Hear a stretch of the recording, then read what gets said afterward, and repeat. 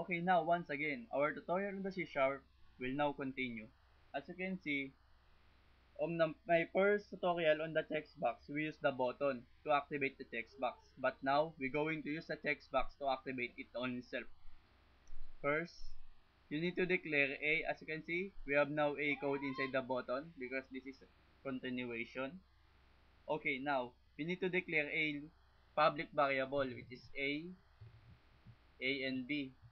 Then string A and C, A and B. Okay, now, inside the text box 1, I'm going to input if text box 1 dot check,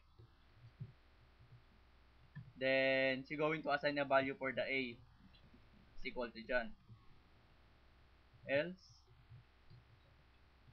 else, uh, else A is equal to none. Okay, we're going to copy paste this. So, we not consume more time.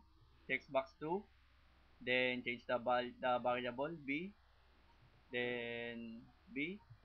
I'm going to change the value for the B, PCU. Then again, text box 3.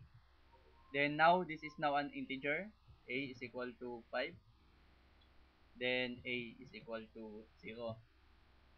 Once again, copy, then paste. Text box 4. The value of, we're going to change the variable which is B. Then B. Then this is now 10. Okay, we're going to test it. Now, if I'm check the text box 1, we're going to output John. Text box 3, output 5. Text box 4, 10. Text box 2, PCU.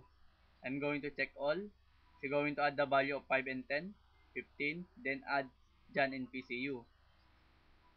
As you can see, okay, for more tutorial, visit my site www.underground.net63.net.